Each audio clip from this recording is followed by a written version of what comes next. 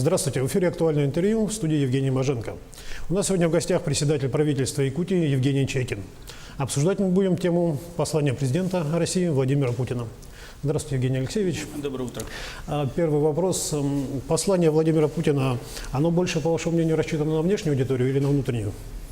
Прежде всего, оно рассчитано на нашу внутреннюю аудиторию, на население, на руководителей предприятий, на государственный сектор. Фактически оно охватывает все сферы жизни. Можно сказать, что вторая часть послания как-то затмила, была более такой важной, чем первая? Нет, я так не считаю. Вторая часть, касающаяся текущей обороноспособности страны, фактически это тезис закрытия таких ключевых вопросов сегодняшней геополитики. И смысл, в моем понимании, заключается лишь в обеспечении безопасности наших граждан и безопасности для нашей страны. Собственно, этим исчерпывается. И второй тезис, который бы в отношении второй части я бы сказал, это, соответственно, действительно та способность, уникальная способность нашей страны в самые сложные годы, в самых сложных условиях реализовывать то, на что не способен никто и другой. Мы все понимаем, что мы прошли через 90-е, 2000-е, и то, что Владимир Владимирович указал, это то, что те разработки, которые были продемонстрированы, это не разработки наших советских предшественников, это та современная Россия с тем технологическим, интеллектуальным потенциалом, собственно, это реализовала.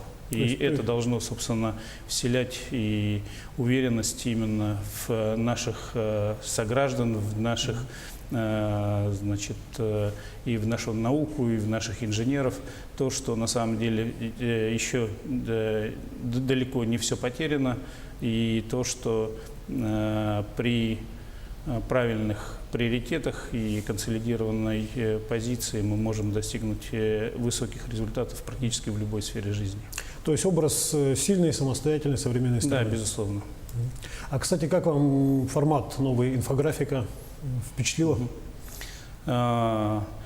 Безусловно, современность, она диктует новые правила, и действительно люди начинают, безусловно, привыкать и к гаджетам, к новой демонстрации информации. Поэтому сочетание, собственно, непосредственно послания с его внутренним содержанием, сопровождающееся такими наглядными демонстрационными материалами, безусловно, воспринимается гораздо комфортнее. Одним из источников экономического роста Путин назвал инвестиции. Вот в одну только электроэнергетику речь шла о 1,5 триллионах в ближайшие 6 лет вложений частных инвестиций. Как в регионах у нас, в нашем конкретном регионе с этим дела обстоят? Энергетика и, собственно, иные направления, которые были озвучены в послании, для нас не просто необходимость, да, фактически обеспечение жизни, безопасность проживания в таких сложных условиях. Поэтому то, что Владимир Владимирович обозначал, те приоритетные направления и, соответственно, где-то существенные объемы, увеличение объемов финансирования, либо количественные показатели по разным направлениям. Это действительно впечатляет, и это абсолютно необходимо нам здесь, в республике, и поэтому многие тезисы, они очень комфортно, я думаю, восприняты практически всем населением республики. Как раз вот на фоне ТИКСИ. Да. Здесь вопрос, конечно, безусловно, инвестиции, именно если касается энергетики, то здесь же надо иметь в виду, что не только обновление, не только дальнейшее развитие, но и, собственно, экология с инвестициями тоже очень четко было отфиксировано в этом послании, да, с точки зрения тех вопросов, которые возникают у населения с точки зрения экологичности угольных ТЭЦ и ряда других вопросов. Поэтому послание, я думаю, что для каждого жителя республики воспринято очень комфортно. Он услышал себя, свой интерес в большинстве тех тезисов, которые прозвучали. А вот именно для Якутии какие тезисы прозвучали в послании, вы можете как-то обозначить? Ну, здесь Значимые для Якутии именно. Ну, в целом, на самом деле, послание практически оно впечатляет тем, что именно комфортно воспринимается с точки зрения того, что ты понимаешь, что президент фактически концептуально и всеобъемлюще видит ту проблематику и тот вектор перспективного развития, который необходим. Здесь я бы хотел сказать о том, что для меня комфортность еще связана с тем, что фактически та политика, которая взята в республике под руководством Егора Афанасьевича Борисова, фактически по каждому из тезисов комфортно сопряжена с теми тезисами, которые были озвучены вчера. Многие вещи, например, мы в республике уже реализуем, и поэтому, видя и понимая, что это является одним из приоритетов теперь федеральной политики, мы понимаем просто, что вектор, который был задан ранее, он абсолютно правильный, и сейчас нам будет больше возможности продвинуться по каждому из направлений. А направления, безусловно, здесь все играют роль, потому что ключевой тезис, на самом деле, это человек, общество и государство. И если от человека идти, те вопросы, которые связаны со здравоохранением, они вот действительно реализуются. Да? И Владимир Владимирович подчеркнул, что нужно учитывать необходимость шаговой доступности для каждого человека в получении медицинской помощи. Это то, что мы на федеральном уровне постоянно подчеркиваем, постоянно обозначаем, что республика уникальна как раз своими площадями и распространенностью, да, населенных пунктов по ее территории. И здесь особый подход.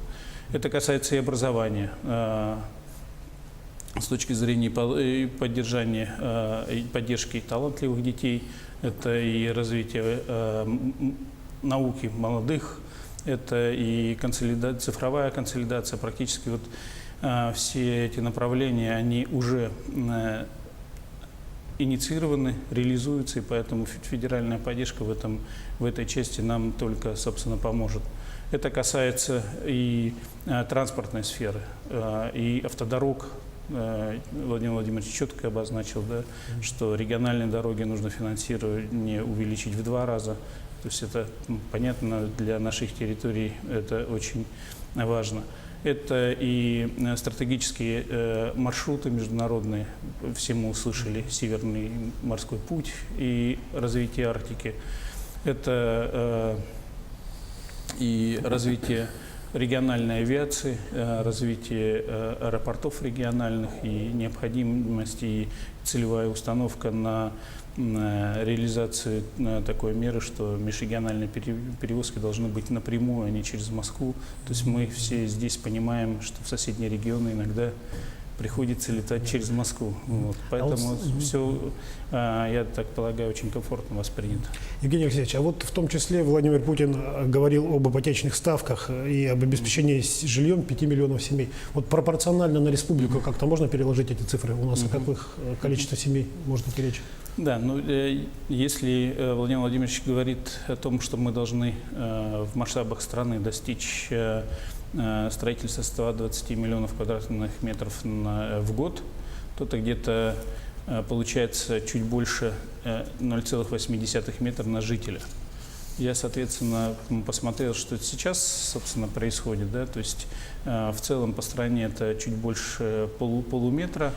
Мы в республике, вот с учетом, опять же, целенаправленной политики, которую Егор Афанасьевич обозначил как абсолютная необходимость, мы сейчас по прошлому году закончили год где-то 630 тысяч квадратных метров, это порядка 0,65 квадратного метра на жителя. То есть нам на самом деле немного осталось. Мы в очередном показателе чуть лучше, чем в среднем по России. Поэтому это еще раз подтверждает правильность тех приоритетов, которые были поставлены и главой республики в том числе. А вот с дорогами можно также такую же пропорцию на республику поставить, потому что Путин сказал об 11 триллионах рублей. Я думаю, что прямой пропорции здесь не будет. Здесь необходимо все-таки понимать, что наши особенности, они не всегда, и в том числе в нашу пользу с точки зрения пропорционального финансирования, потому что мы же понимаем, что не всю тайгу нужно, значит, иссечь дорогами, да, поэтому здесь разумная достаточность, с одной стороны, с другой стороны, мы понимаем, что везде у нас дорог не будет, и экономически это не обосновано, но ключевой, опять же, такой вот подход и тезис в том, что вчера можно было услышать в послании, это везде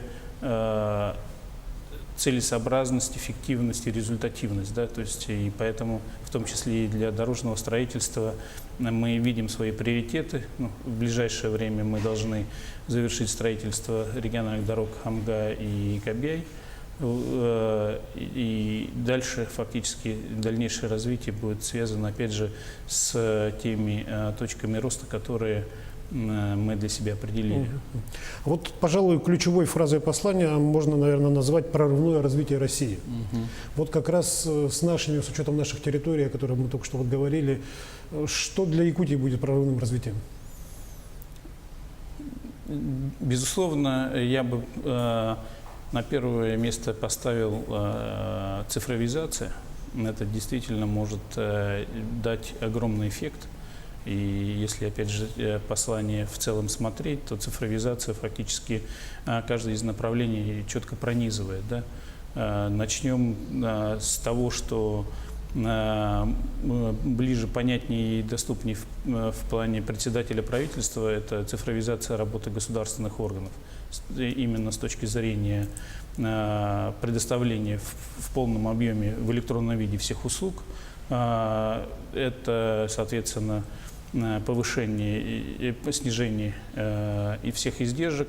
Это цифровизация всей республики с точки зрения вовлечения всего населения в цифровую экономику, в цифровое пространство. Понятно. Большое спасибо, Евгений Алексеевич. А это было актуальное интервью. У нас в гостях был председатель правительства Якутии Евгений Чекин.